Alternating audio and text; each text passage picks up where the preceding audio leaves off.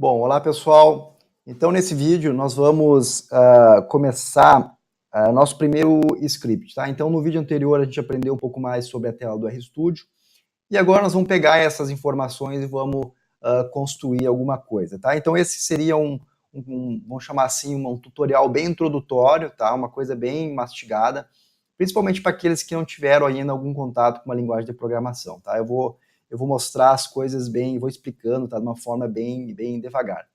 Então, essa videoaula, tá? Eu estou baseando ela no capítulo 2 do meu livro, que é Operações Básicas no R. Então eu vou usar essa colinha aqui do lado, tá? Eu vou voltar esses tópicos para ver se eu consigo falar os mais importantes, tá? Os principais. Então, vamos abrir um RStudio, tá? Então, lembrem das aulas passadas, né, que a gente configurou o RStudio, instalou e assim por diante. E vamos começar criando um novo script. Vamos aqui, File, New and R Script, certo? Vamos aproveitar, vamos salvar ele em alguma pasta do nosso computador, para que a gente possa fazer alguma coisa depois, tá? Então, vou salvar no meu desktop. Vou colocar esse mesmo nome aqui, que eu tinha um outro script, myfirstscript.r, e aí foi. Beleza.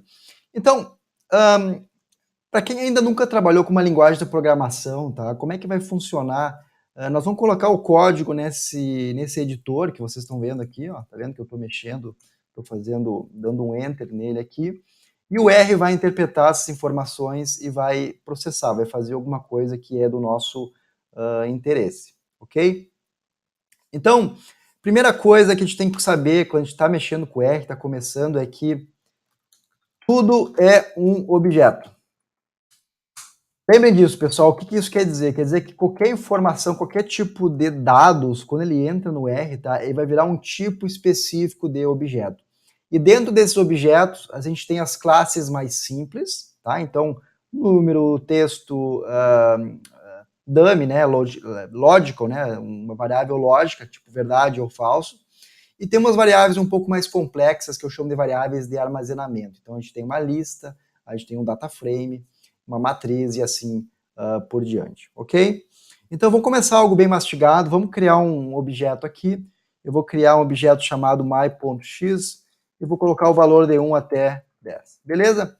Bom, para rodar isso aqui, então, rodando o código, o que nós vamos fazer? Lembrem, Ctrl mais Enter, ele vai rodar a linha.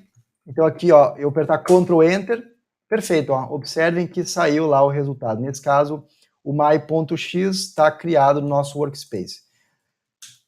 Então, nesse primeiro momento, tá, o que a gente precisa é simplesmente fazer esse Ctrl Enter, mas eu vou colocar já também a forma de rodar o script inteiro. Então, Ctrl Enter, opa, salvar como codificação. Tá? Isso aqui é um caso bem específico, tá? Como a gente colocou caracteres latinos no nosso arquivo, o que aconteceu? O RStudio ele vai pedir que a gente defina a codificação do nosso script, tá? Nesse caso, simplesmente aceite a codificação default, tá? Que é assim, você não vai ter muitos problemas no futuro, tá? Então eu vou apertar OK aqui e tá OK, tá beleza. Então o que acontece? Shift Enter, tá? Vai rodar a linha. Agora se eu der Shift Ctrl Shift Enter, ele vai rodar todo o script, tá? Então vai começar lá de cima e vai ir até embaixo, ok? Então, dado que a gente já criou um objeto aqui, vamos para o próximo passo, que vai ser conhecendo os nossos objetos. Então, em primeiro lugar, a forma que a gente pode conhecer é simplesmente dar um print. Então, print mais x, o que vai acontecer? Ele vai mostrar aqui no prompt, ó, os valores que estão dentro da variável my.x. A outra maneira de conhecer essa variável é a gente dar o comando str. O que é str, pessoal? O str, ele basicamente transforma qualquer objeto numa representação de texto, tá? Então, qualquer objeto que você tiver no R, existe uma representação em texto a respeito daquele objeto. Então, o str é uma forma de você conhecer algum tipo de objeto mais profundamente.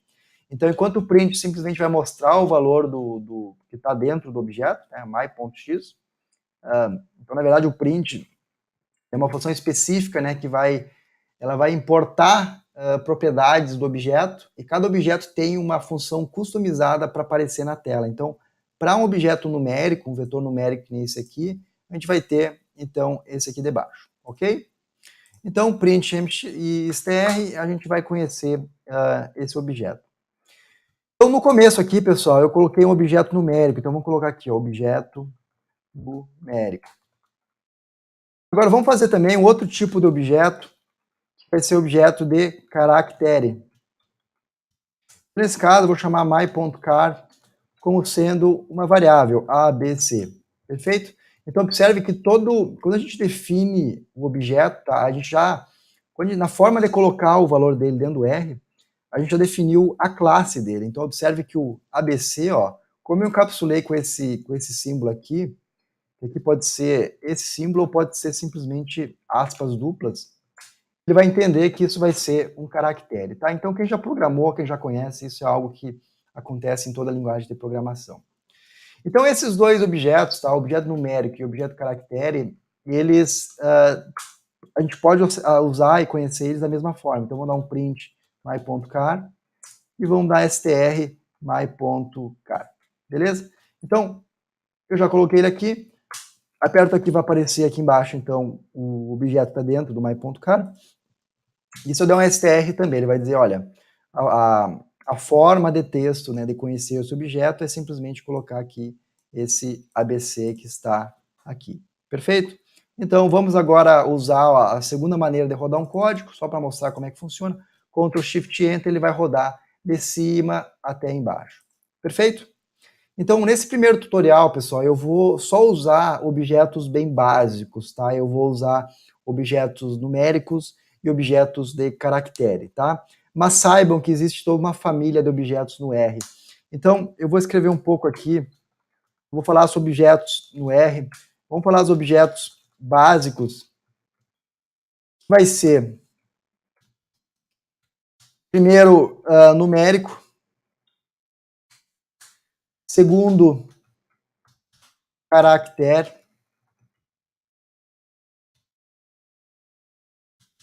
e o terceiro vai ser o fator, vou falar um pouquinho mais depois, e o quarto vai ser lógico, tá? Que são, na verdade, true barra false, tá? São aqueles variáveis que tomam ou valor verdadeiro ou tomam valor falso. Mas existe também uma classe, tá? Que são os objetos mais complexos, tá? Ou que eu chamo de armazenamento.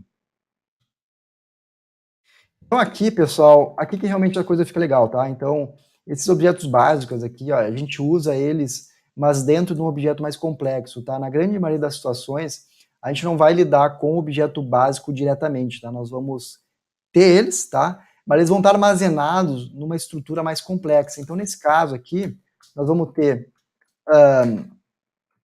data frames,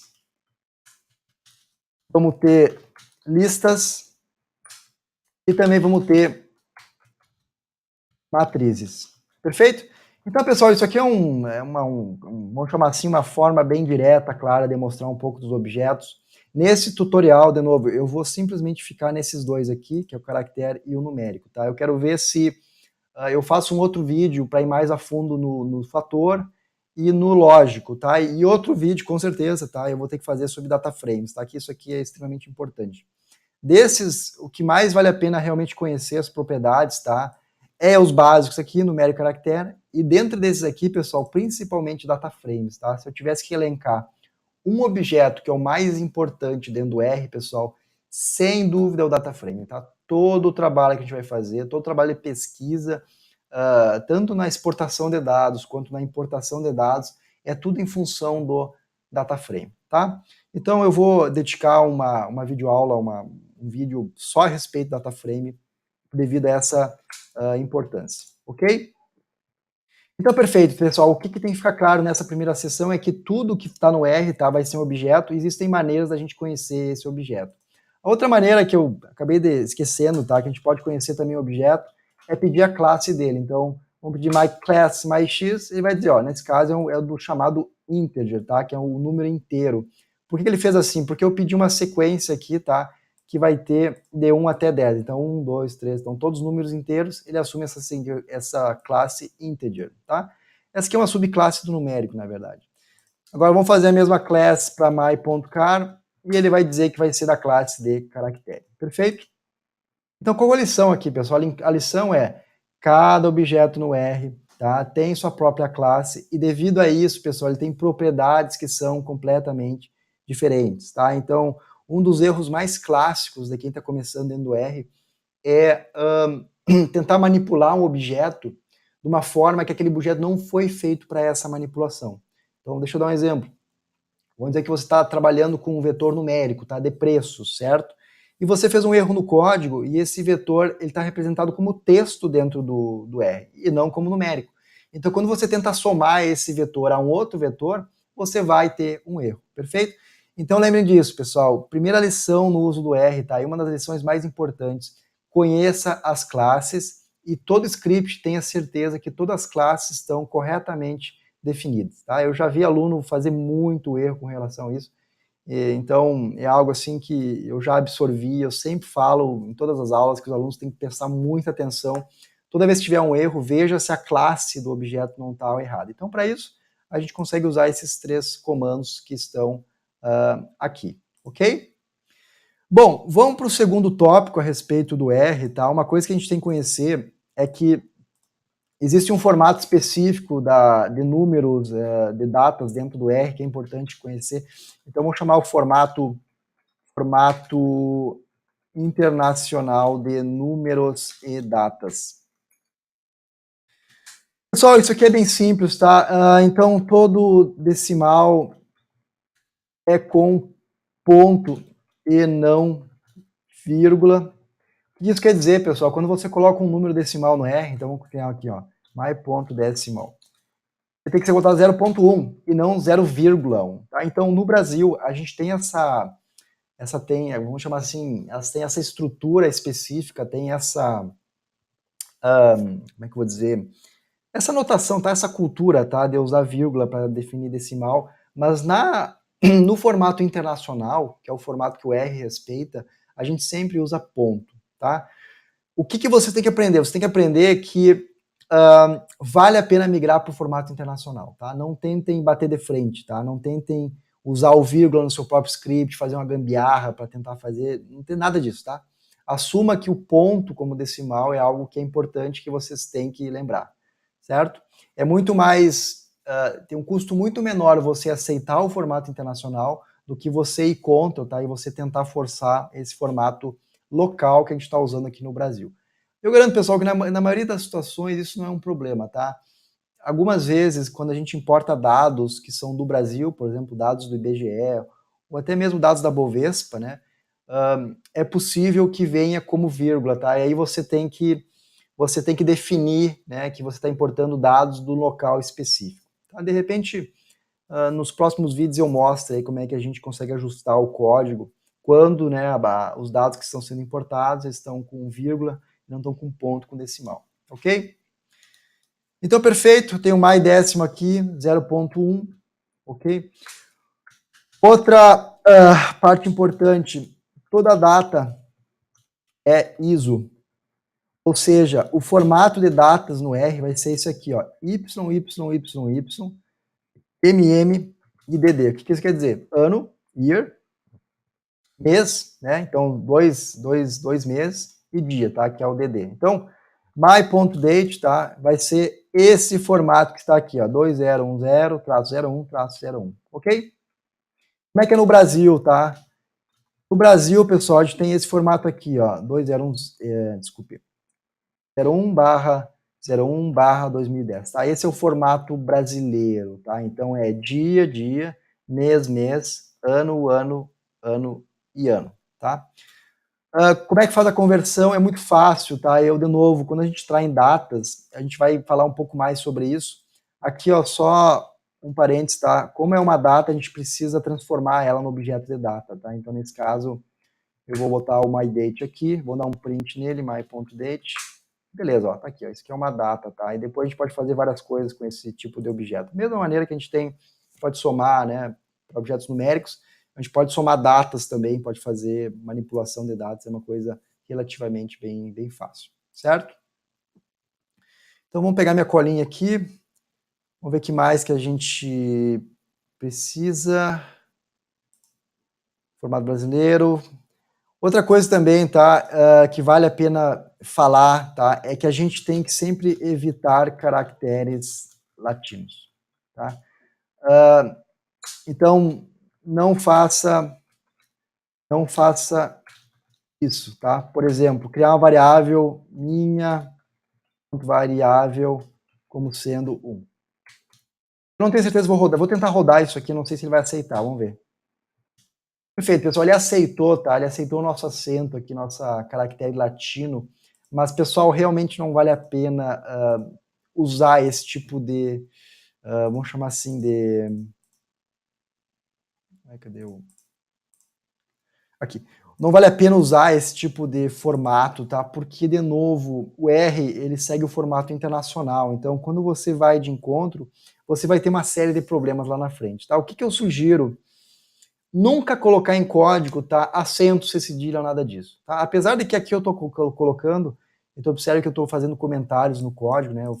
Escrevendo em português, mas se vocês abrirem um código meu, eu nunca faço isso, pessoal. Eu realmente não uso a linguagem português em código, tá? Por quê? Porque eu entendo que todo código, ele tem que, no mínimo, buscar ser internacional, tá? Então, um ponto bem grande que eu faço no livro é que quando você vai escrever um código, tenta escrever em inglês, tá? Não precisa ser fluente em inglês para fazer, só tenta evitar os caracteres brasileiros, ou, se for o caso, né, simplesmente evitar esses maiores. Então, em vez de... Esquece cedilha, bota C, tira o acento, bota a letra sozinha, e assim por diante, ok?